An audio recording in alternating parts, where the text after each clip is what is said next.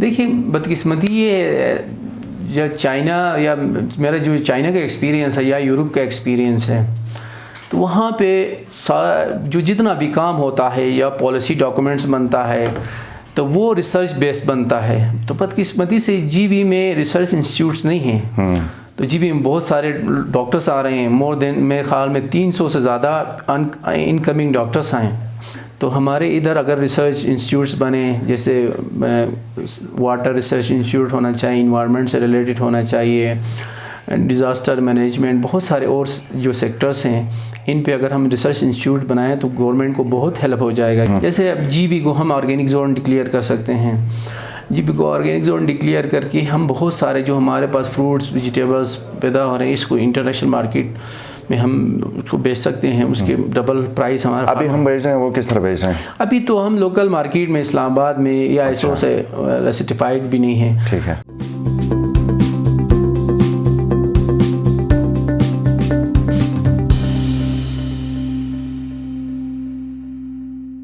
السلام علیکم، آپ دیکھ رہے ہیں IMN، میں ہوں شبیر میر.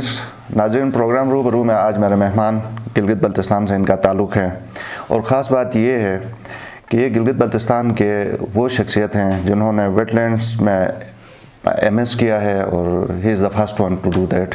اور اسپیشلائزیشن کرنے والے بھی پہلے شخص ہیں ڈاکٹر فراست علی. ڈاکٹر صاحب بہت شکریہ. سب سے پہلے میں یہ چاہوں گا کہ اس سے پہلے کہ آپ سے میں تھوڑا سا آپ کے بارے میں تعارف کی بات کروں، یہ ویٹ لینڈس کے بارے میں ذرا بتائیے ہمارے ناظرین کو کہ یہ ہوتا کیا ہے ویٹ لینڈس بنیادی طور پر. بسم اللہ الرحمن الرحیم. شبیر صاحب، آپ کا بہت شکریہ، آپ نے مجھے دعوت دی ہے. بیسیکلی جو ویٹ لینڈس ہیں Gilgit Baltistan one of the fresh water towers, اور وہ ویٹ لینڈس میں ہم انکلوڈ کرتے ہیں، اس کو اردو میں آبگاہیں کہتے ہیں.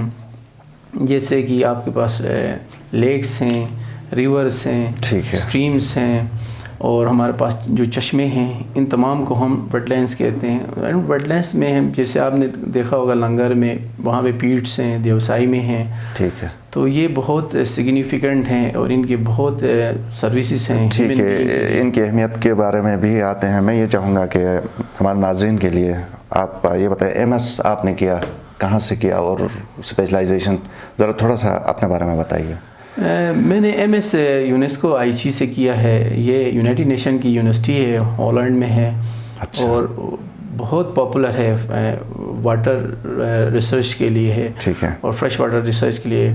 اور میں PhD میں کر رہا ہوں چائنیز اکیڈمی آف سائنس سے. اچھا. اور میری اسپیشلائزیشن اس میں بھی ویٹ لینڈس پہ ہے. ٹھیک ہے.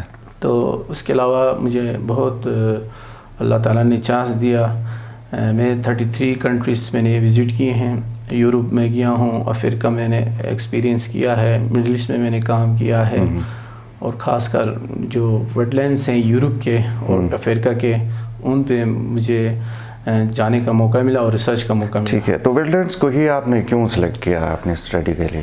ویٹ لینڈس کو میں نے اس لیے سلیکٹ کیا، پاکستان میں ایکویٹک سائنٹسٹ بہت کم ہیں، خاص کر گلگت بلتستان میں.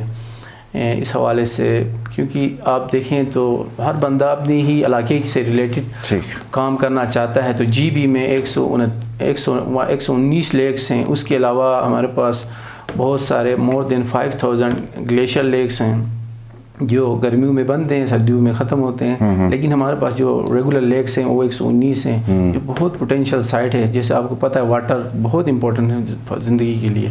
صحیح بات. تو یہ جو لیکس ہیں 119 کا فگر آپ نے بتایا، ماحول کے اوپر ان کا اثر ہوتا ہے، امپورٹنس اس وجہ سے؟ ایک تو چلیں پانی ہمیں ملا، دوسرا ایکو سسٹم کے اوپر ان کا دارمدار. اس کی بہت سروسز ہیں. جیسے پانی کے علاوہ ہم فش، وہاں سے فش بہت اہم ایک ریزرو نیچرل ریسورس ہے اس کا. ٹھیک ہے. اس کے علاوہ ٹوریزم کے لیے بہت امپورٹنس ہیں. بہت سارے لوگ انٹرنیشنلی، لوکلی یا نیشنلی بہت سارے لوگ آتے ہیں ان ویٹ لینڈس پہ وزٹ کرنے کے لیے. اور جیسے آپ عطاباد کا اگزامپل ہے، وہاں پہ لیک بنا ہے، ہوٹلز بنے ہیں، دوسرے ایکٹیویٹیز ہیں، جس کی وجہ سے انسانی زندگی کے لیے بہت فائدہ ہوتا ہے. صحیح.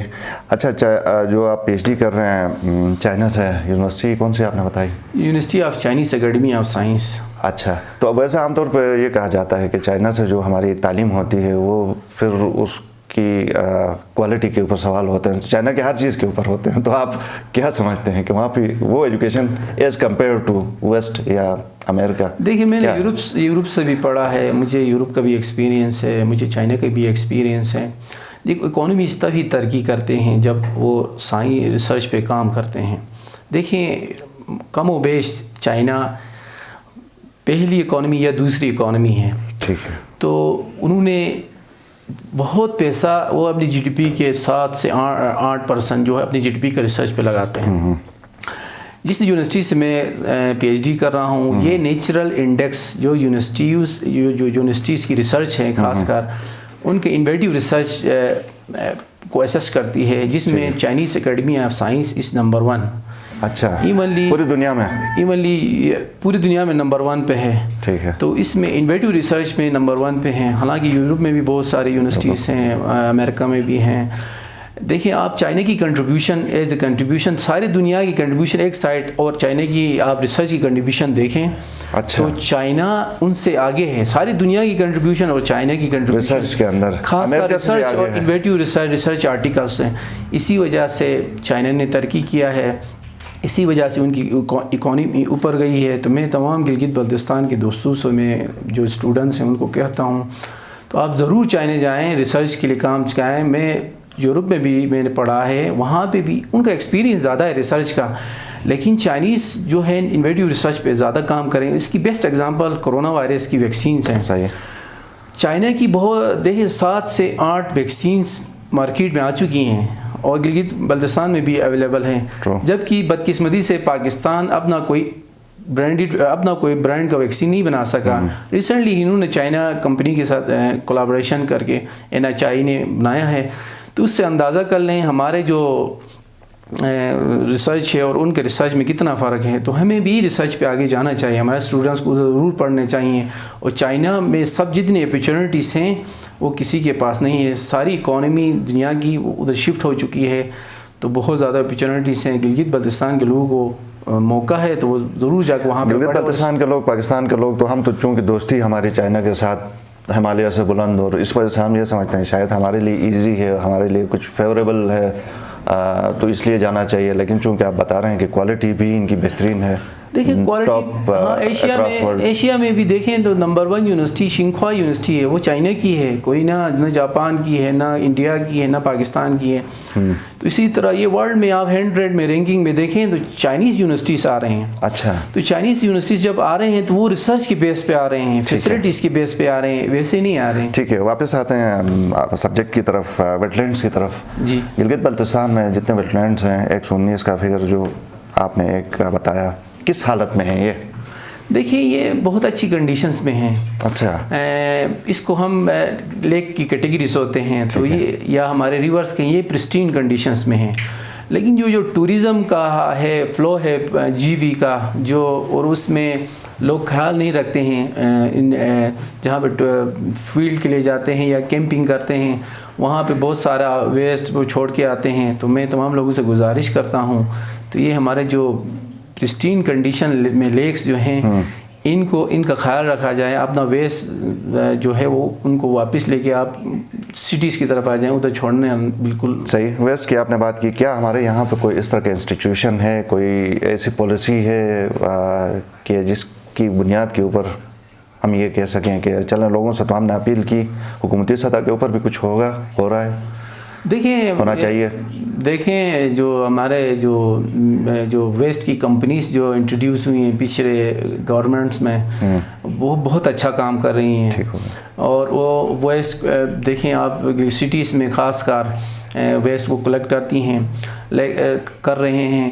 तो वहाँ पे जो लेक्स है उधर उनका एक्सेस थोड़ा सा उनके लिए डिफ़िकल्ट है।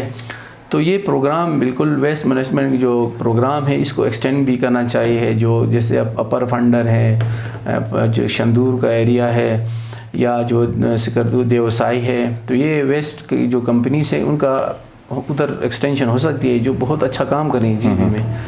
तो फ्यूचर में ये सही। गिलगित बल्तिस्तान में हम वेटलैंड्स के हवाले से, वेस्ट के हवाले से बहुत सारे और भी इश्यूज़ हैं। क्या होना चाहिए गिलगित बल्तिस्तान में? अगर स्ट्रक्चर की बात करें, गवर्नमेंट की सतह पर कोई रिसर्च हमारे यहाँ पे है, नहीं है? देखिए, बदकिस्मती ये جو چائنا یا میرا جو چائنا کا ایکسپیرینس ہے یا یورپ کا ایکسپیرینس ہے تو وہاں پہ جو جتنا بھی کام ہوتا ہے یا پالیسی ڈاکومنٹس بنتا ہے تو وہ ریسرچ بیس بنتا ہے. تو بدقسمتی سے جی بی میں ریسرچ انسٹیٹیوٹس نہیں ہیں. تو جی بی میں بہت سارے ڈاکٹرس آ رہے ہیں، مور دین میرے خیال میں 300 سے زیادہ انکمنگ ڈاکٹرس ہیں، پی ایچ ڈی ڈاکٹرس.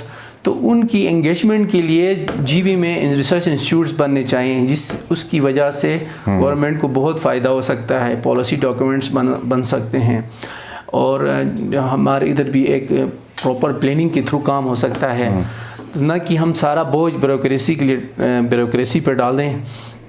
تو ہمیں یہی ماڈلس چائنا والے، یورپ والے سارے ماڈلس وہ ریسرچ بیس ماڈلس ہیں. اب جو ہمارے یہاں پہ کام ہوتا ہے بیوروکریسی کے تھرو جو ہوتا ہے، یہ ریسرچ کے بغیر ہو رہا ہے. ریسرچ دیکھیں کچھ لوگ تو بہت ٹیلنٹڈ ہیں بیوروکریسی میں جو کام کر رہے ہیں، لیکن عموماً پرانے ہی ڈاکومنٹس کو ریفریش کر کے یا اس میں ویلیو ایڈیشن کر کے وہی ڈاکومنٹس یوز کر رہے ہیں. تو ہمارے ادھر اگر ریسرچ انسٹیٹیوٹس بنے، جیسے واٹر ریسرچ انسٹیٹیوٹ ہونا چاہیے، انوائرمنٹ سے ریلیٹڈ ہونا چاہیے، ڈیزاسٹر مینجمنٹ، بہت سارے اور جو سیکٹرز ہیں ان پہ اگر ہم ریسرچ انسٹیٹیوٹ بنائیں تو گورنمنٹ کو بہت ہیلپ ہو جائے گا. کیونکہ انکمنگ جو لوگ آ رہے ہیں وہ ہائیلی ٹیکنیکل لوگ آ رہے ہیں، پی ایچ ڈیز ہیں، اور وہ بہت سارے فیلڈ کے پی ایچ ڈیز ہیں. تو ان کی انگیجمنٹ بھی ہو جائے گی، اور گلگت بلتستان کے لیے بہت ڈیٹا ہمارے پاس بالکل اویلیبل نہیں ہے گلگت میں. آپ کسی بھی سیکٹر کے اوپر جائیں تو یہی وجہ ہے سب سے بڑی کہ ریسرچ نہیں ہے، ڈیٹا یہی بدقسمتی ہے. کراکروم یونیورسٹی میں کام ہو رہا ہے، لیکن ان کے بھی ریسورسز جو ہیں، ریسرچ کے ریسورسز بہت لمیٹڈ ہیں. تو ہمیں دیکھیں پاکستان میں بدقسمتی سے جو ہمارا ریسرچ بجٹ ہے یہ بہت کم ہے، اس کو بڑھانا چاہیے. تو وہ بجٹ ریسورسز ہمارے پاس آئیں گے تو ہم ریسرچ انسٹیٹیوٹس بھی بنا سکتے ہیں اور ریسرچ بھی کر سکتے ہیں. ڈیفینیٹلی جی بی ان ایکسپلورڈ ایریا ہے تو ہم بہت سارا ڈیٹا مائننگ بھی کر سکتے ہیں، جس کی وجہ سے ہمیں فیوچر میں پلاننگ کے لیے بہت فائدہ ہو سکتا ہے.